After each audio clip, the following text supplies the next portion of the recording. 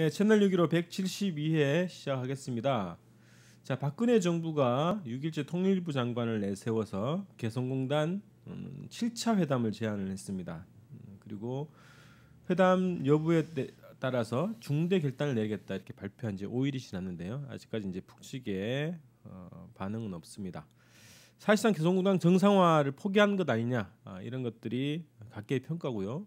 개성공단 입주 기업들의 공통적인 평가가 정부의 의지가 없다 이런 평가고 격앙되어 있는 상황입니다. 그래서 8.15 68주년을 앞두고 개성공단 문제, 금강산 문제, 이산가족 문제 등 남북관계가 새롭게 시작할 수 있는 그런 계기가 되기를 바라면서 오늘 172회 시작하도록 하겠습니다.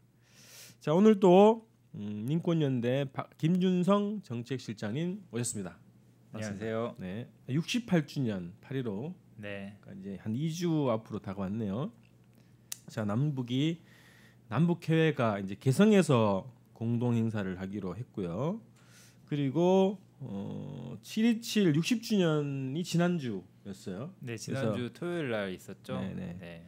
60주년 맞아서 남북미 각국에서 이 정전협정 60주년 관련한 기념 행사를 진행한 것으로 이제 보도가 됐는데요.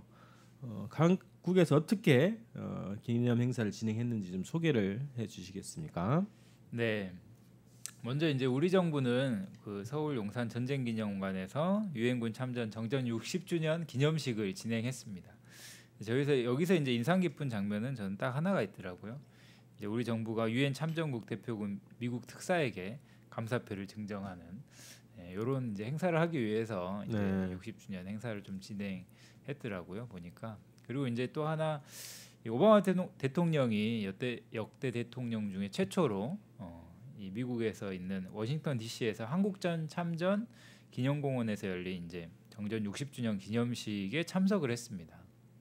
근데 참석을 해서 사실 한 얘기는 굉장히 좀 한국 입장에서 보면 별로 도움이 되지 않는 얘기라고 저는 좀 보이더라고요. 왜냐하면 이제 한국인들이 지금 이 자유와 번영 속에 살고 있기 때문에 6.25 전쟁은 비긴 게 아니라 사실상 한국이 이긴 거다라는 이제 이런 취지의 말을 했는데 사실 지금 이제 정전협정이 60년이 지난 지금 이게 이제 서로 평화적으로 이제 평화협정 체결하자 잘 살자라고 얘기해도 시원찮을 판에 지금 한국이 이겼다라고 이제 서로 싸움을 부추기는 좀 이런 태도가 굉장히 마음에 들지 않더라고요 저는. 네, 그리고 이제 북한도 이제 7.27 이 60주년을 맞아서 굉장히 큰 규모의 열병식을 20년 만에 진행을 했습니다. 그래서 1993년에 진행을 한 이후로 거의 이제 엄청난 규모의 열병식을 진행을 했죠. 그러니까 정전협정 맞아서 진행한 열병식으로는 20년 만이다 이런 거죠. 그렇죠. 네. 그래서 이제 이게 굉장히 관심이 많았습니다. 뭐 북한 관련한 학자들도 그렇고 뭐 이제 외교 관련한 뭐 학자들도 마찬가지로 이번 정전협정에서 과연 북한이 어떤 무기를 보여줄 건가? 열병식에서. 네네. 그 다음에 이제 이 어떤 뭐 입장을 내놓을 건가에 대해서 굉장히 관심이 많았습니다. 그래서 이제 이 좀 관심 있게 저도 이제 지켜봤는데요. 열병식에서 주로 이제 이 과거에 한국 전쟁에 참여했던 노병들이 이제 앞에 쭉 나왔었고요. 그 다음에 이 중에 좀 특별하게 주목을 받았던 건 한 두 가지 정도 있는데요. 하나는 그 KN-08 이 대륙간 탄도 미사일이 과거에는 이제 그 녹색으로 도색해서 이제 이 위장 그러니까 깨구리 모양 국방색으로 깨구리복 모양이라 했죠. 그렇게 이제 도색을 해서 나왔는데 이번에는 회색으로 나왔다는 걸 이제 보도를 하면서 TV조선 같은 경우는 이거를 이제 회색을 칠한 의미는 실전 배치한 거다라고 이제 주장을 하던데 그건 이제 추측인 것 같고 아무튼 이제 이 신제품 아니가 신제품. 네, 이 KN-08을 이제 대대적으로 공개를 했고요. 또 하나 이제 이번 열병식에서 가장 논란이 됐던 건 바로 핵배낭 부대였습니다. 네, 그래서 이제 이 북한이 이제 그 군인들 배낭에 그 핵 모양을 이제 딱 새겨 넣은 그 핵 배낭 부대를 공개를 했고 그러면서 이제 전술 핵무기를 과시를 한 거죠. 그리고 또 하나 또 쟁점이 된 거는 이 한국군이 가지는 이 공격 헬기가 있습니다. 그 공격 헬기와 똑같은 기종의 헬기도 공개를 했습니다. 그래서 이제 이 열병식뿐만 아니라 뭐 인민군 열사묘 개관식, 그 다음에 전승기념관 개관식, 그 다음에 이 대집단체도 아리랑 공연 뭐 이런 것들도 엄청나게 이제 많이 좀 다채롭게 진행을 했고 이거 관련해서 이제 프랑스 르몽드지 같은 경우에 이제 이 북한의 이번 정전협정 60주년 기념 행사가 이 김정은 제1비서에 대한 이 북한 군대와 주민들의 뭐 지지를 보여주는 장이었다라고 평가를 하더라고요. 그다음 네. 또 하나는 이번에 이제 이 중국에서 고위급 특사가 참석을 하지 않았습니까? 그렇죠. 부주석이 왔죠. 네, 그래서 이제 이 북중 관계의 긴밀함도 과시했다라고 이렇게 이제 이 평가를 하고 있습니다. 네. 그 이날 열병식 행진에서 중국 인민지원군으로 참전했던 노병들, 중국 네. 노병들도 행진에 참가했다고 그렇죠. 알려졌네요. 자, 이런 거는 잘 없었던 장면인데. 네. 예. 그래서 이번 굉장히 이제 북중 관계에서 그 지난 이제 7월달에 했던 이 북중 전략 대화에 이어서 이 군사적으로 이런 전략적 동맹을 과시하는 장이 되지 않았나 좀 싶습니다. 그렇죠. 북과 중국 입장에서는 반미 전쟁 아니었습니까? 그렇죠. 그런 것을 네. 공동으로 기념했다 이제 이런 의미가 있었던 것 같은데요. 자, 여기서 이제 중요하게 지금 그뭐 언론에서 부각시키고 있는 것이 그 핵배낭 부대입니다. 네.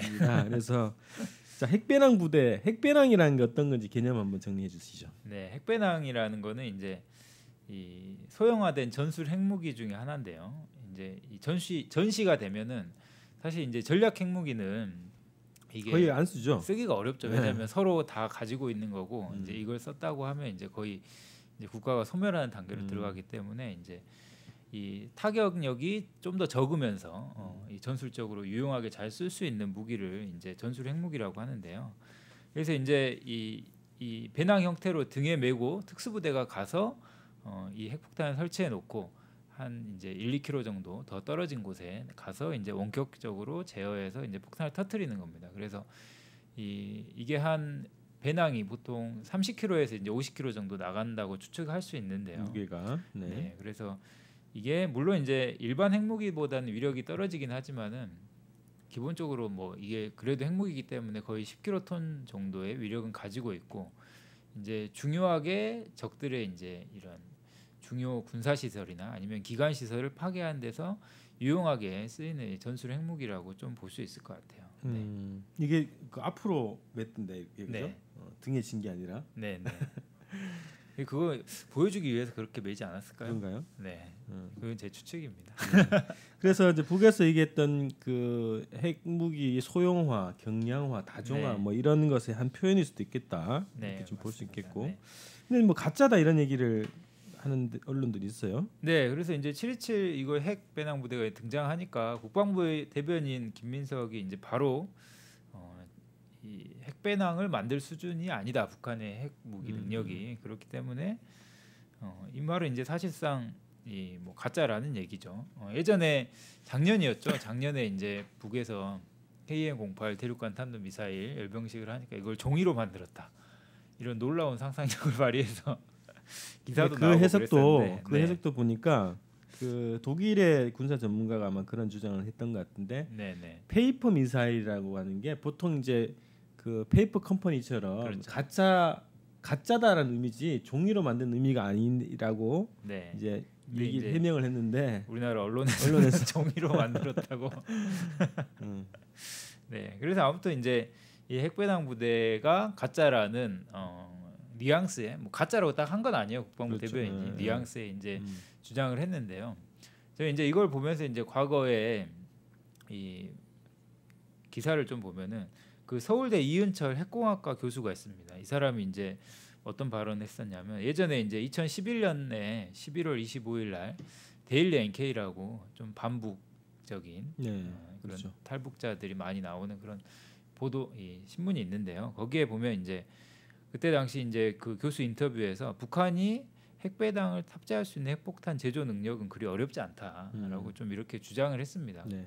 그리고 이제 여기 기사를 세부적으로 좀 보면은 실제 이제 뭐 평북에 있는 8군단이 핵배낭 부대다라는 이제 좀 구체적인 뭐 탈북자들의 진술이 나와 있습니다. 물론 이제 탈북자들의 진술을 뭐 믿을 수는 없지만 이런 이제 구체적인 사실들이 좀 제기되고 뭐 이은철 핵공학과 교수의 주장을 좀 종합해봤을 때 그리고 이제 북한도 이 핵무기를 뭐 다종화, 소형화, 경량화했다라는 걸 봤을 때 핵무기를 사실 이제 핵 배낭을 보여준다라는 것 자체가 가짜의 가능성은 별로 없다라고 봅니다. 네. 아니 뭐 북에서 새로운 어떤 무기나 이런 것들을 공개를 하면 일단은 부정을 하고 보는 언론 보도거든요.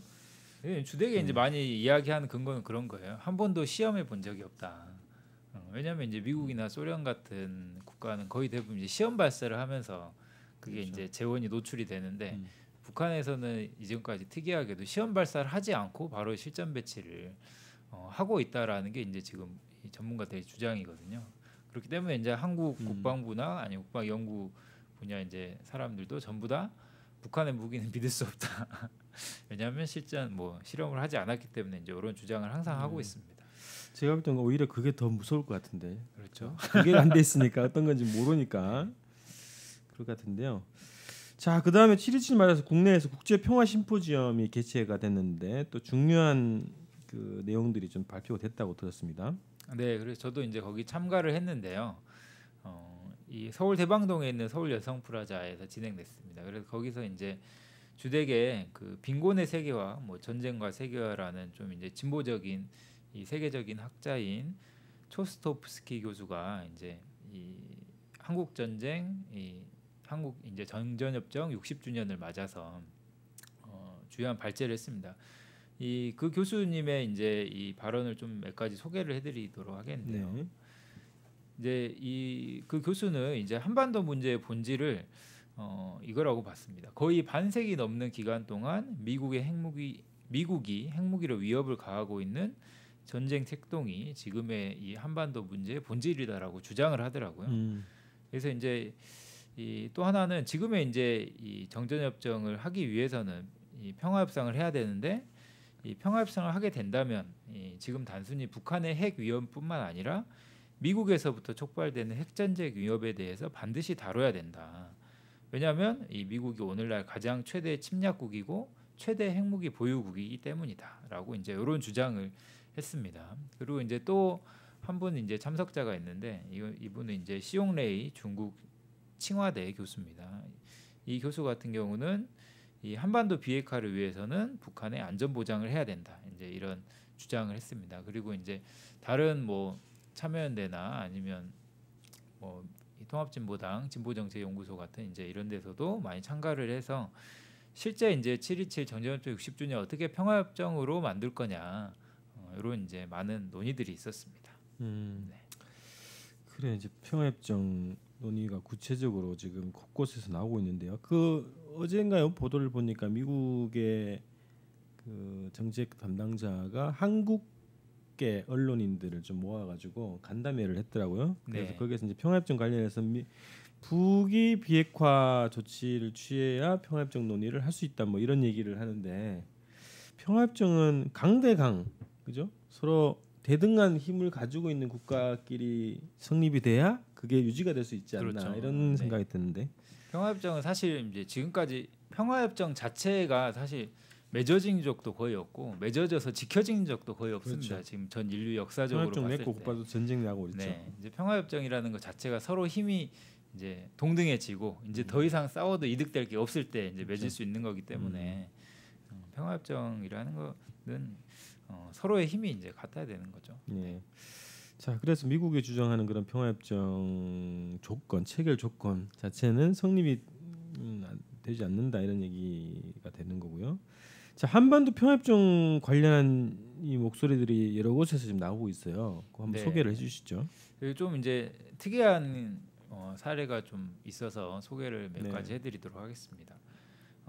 바로 엊그저께인데요. 이제 미국 하원에서 31일 날 전체 회의를 열어서 한반도 평화와 통일을 촉구하는 결의안을 통과시켰습니다. 그래서 이 결의안 공식 명칭이 뭐냐면 한반도 평화와 통일을 촉구하기 위한 결의안이에요. 그래서 이제 이 구두 표결이었기 때문에 만장일치로 통과가 됐는데 설사 이제 미국에서도 물론 이제 이런 한반도에 평화와 통일을 바라는 세력이 저는 많다라고 생각은 하지만 네. 오바마 정부가 이제 일관되게 지금 이제 올해 초부터 한반도의 전쟁 위기를 상당히 고조시켜 왔지 않습니까? 네. 그래서 지금 과연 미 하원에서 왜 이 결의안을 통과시켰을까? 상당히 의구심이 들더라고요. 네. 그렇죠. 왜 그러신 것 같아요? 무슨 분위기를 만들려고 하는 건 아닌가 싶기도 하고 네. 또 미국이 대외적으로는 한반도 평화 통일을 추구하는 국가라는 이미지를 또 만들기 위한 것이기도 하고 지금 구체적으로 국제적으로는 뭐 북미 간의 직접 대화 또 미국의 정책 변화 이런 것들을 요구하고 있는 상황 아닙니까? 네. 그래서 이 한반도 위기의 원인 그리고 평화협정을 가로막고 있는 요인이 미국에 따라 여론이 많이 높아져 있단 말이죠. 그런 상태에서 이런 것이 추진된 것 아니냐 뭐 이런 예상이 되는 거죠. 네, 저도 후자 쪽에 좀 더 이 무게 중심을 두고 있는데 이게 미 상원에서도 이제 통과를 시킨다고 하니까 이것까지 좀 지켜봐야 될 것 같습니다. 네. 그리고 이제 또 하나 이제 이 주목할 만한 게 이 중국 이 공산당 기관지인 인민일보라는 데가 있습니다. 이제 여기서 발매한 자매지가 있는데 글로벌 타임스라고요. 근데 여기서 이제 23일 날 평화협정 체결 촉구를 이제 주장을 했습니다. 이게 영자 신문인가 보죠? 네네. 그래서 이 주에는 이제 칼럼을 보면요, 챔핑 부편집장이 썼는데요. 여기서 이제 주목할 만한 지점이 이제 빨리 북한과 중국과 미국이 평화협정 체결을 주제로 평화협정을 시작하고 그 회담 장소를 베이징이나 판문점으로 하자라고 이제 구체적으로 회담 장소까지 제시를 하고 있더라고요. 네. 그러면서 실제 이제 이런 공산당 기관지 자매지에서 평화협정을 어떤 당사자로 맺자, 그 다음에 어떤 장소에서 맺자, 이제 이런 구체적인 안을 내놓은 것 자체가 이제 실제로 평화협정 체결을 위한 물밑 접촉들이 있는 거 아닌가라는 이제 그런 추측들도 나오고 있는 상황입니다. 네. 네. 자 글로벌 타임즈가 영자지면 미국 보고 읽으라는 것 같은데. 네. 네. 자, 이 14선언에서 노무현 정부 때 체결됐던 이제 14선언에서도 3자 또는 4자가 네. 종전을 선언하는 문제를 한반도에서 이제 회담하자 이런 얘기가 있었단 말이죠. 그 당시에는 이제 남쪽이 그 평화협정 체결에서 일주체로 참가할 가능성이 있었던 네. 때인데 지금 이명박 가능성이 거의 없죠. 와 네. 박근혜 정부가 다 날렸죠. 네. 자, 그다음에 마지막 얘기를 한번 좀 나누겠습니다. 카터 전 미국 대통령이 방북을 하겠다고 공식 발표를 했어요. 네. 네. 그래서 이제 그 카터 대통령이 공식적으로 방북을 발표를 했습니다. 물론 이제 미국에서도 이거를 공식적으로 인정을 했습니다. 하지만 전제 조건 달았죠. 개인 자격으로 가는 거다. 늘 이런 식이죠. 뭐 그건 항상 뭐 있는 얘기니까. 근데 그 국무부하고 이게 다 협의를 한 결과 아닙니까? 네, 당연하죠. 네. 이상하네. 그래서 이제 주요 현안은 케네스 베이 석방 문제입니다. 표면적으로 나타난 현안은 그건데요. 근데 이제 카터 전 대통령 방북으로 북미 사이의 본격적인 대화 국면이 열릴 것인가 안 열릴 건가 좀 지켜봐야 될 것 같습니다. 왜냐하면 2011년 당시는 카터 대통령이 방북했지만 그때 이제 이 북의 김정일 국방위원장을 못 만나고 돌아왔었거든요. 그렇죠. 누구만 데려왔죠? 한번? 그때 당시 이 기자인가요? 네네. 네, 그 네. 기자를 이제 데리고 왔었죠. 네. 근데 이제 이번에 어떤 성과를 낼 수 있을까라는 비관적 전망이 존재하는데 그 이유가 뭐냐면은 얼마 전에 이제 북한의 입장을 좀 대변한다고 하는 조선신보에서 이런 기사를 냈습니다. 이 케네스 배 문제가 그냥 이제 미국의 고위급 인사가 보여주기식의 방북을 해서 이제는 풀릴 문제가 아니다라는 주장을 했거든요. 그러면서 이제 북한의 요구 조건은 미국이 대북 적대 정책을 포기해야만이 이것을 해결할 수 있다라는 이제 제목의 글을 발표를 했습니다. 네. 곧 이 주장은 카터 대통령이 와서 좋은 얘기 해주고 좀 이 정도 성의를 보여주면 뭐 석방되는 정도가 아니라 미국의 실제 이 대북 적대 정책을 폐기할 의사를 가지고 와라. 그렇죠. 사실상 이 주장이거든요. 그러면은 오바마 정부가 지금 그 정도의 의사를 카터 대통령에게 줄 수 있는가라고 이제 이렇게 봤을 때는 이 카터 대통령의 방북이 쉽지는 않을 수 있다. 좀 이렇게 볼 수는 있을 것 같아요. 네. 방북의 성과가 나오기가 어렵다 이렇게 보시는 거죠? 네. 근데 이제 이 방북 구체적인 시점은 나오지는 않았습니다. 근데 이제 그 구체적인 시점에 따라서 저는 좀 달라질 거라고도 보는데 만약에 이제 8월 한 20일부터 이제 이 을지 프리덤 가디언 훈련이 있는데요. 이 전에 저는 이제 어떤 국면이 펼쳐질 건가가 좀 획기적으로 달라질 거라고 보는데 그 전에 카터 대통령의 방북이 어느 정도 수위에 다를 건가. 좀 이거에 따라서도 저는 향후 정세 국면이 많이 달라질 거라고 좀 볼 수 있을 것 같습니다. 네. 자, 94년도를 한번 그 되돌아볼 필요가 있을 것 같은데요. 94년도 이제 한반도 핵 문제가 네. 아주 이제 불거졌고 극단적으로 미국의 폭격까지 이어질 가능성이 있었던 시기에 카터가 이제 방북을 했잖아요. 그래서 네, 이제 김일성 주석하고 이제 회담을 했고 그 자리에서 이제 북미 관계 정상화 문제라든가 그다음에 남북 정상회담 얘기까지 네. 진행이 됐었던 거죠. 실제 다 합의를 했었죠. 네. 그래서 이제 95년 7월달에 남북 정상회담을 하기로 했었는데 그때 이제 김일성 주석이 서거를 하면서 네. 그게 이제 무산이 됐었죠. 네. 그래서 이번에 이제 카터가 실제로 이제 방북을 하게 되면 아주 중요한 시기에 가는 거예요. 네, 맞습니다. 그죠? 미국의 고위급 인사가 어쨌든 북미 이제 대화의 장으로 가서 이제 메신저 역할을 하게 되는 거고, 그리고 북이 요구했던 뭐 평화협정으로 가기 위한 이제 적대정책 폐기라는 것이 그 8월 말에 있을 그 한미합동 군사훈련의 존폐 여부와 관계돼 있는 거고, 그리고 남북 관계가 지금 이렇게 꼬여 있는 국면에서 북에서 전형적으로 뭐 남북 정상회담 얘기를 그 카터를 통해 가지고 제안할 수도 있다. 94년도처럼 그렇죠. 네. 그런 시기와 가능성이 있기 때문에 방북이 가지는 의미가 굉장히 뭐 클 것 같거든요. 네. 단지 이제 케네스 배는 뭐 그렇게 크지 않은 문제일 수 그렇죠. 있다. 그거는 이제 사실상 명분인 거죠. 네네. 그리고 이제 최근에 또 하나 주목할 만한 게 7월 초에 이제 미국의 전 이제 뉴멕시코 주지사 리처드슨이 네. 그런 말을 했습니다. 8월달에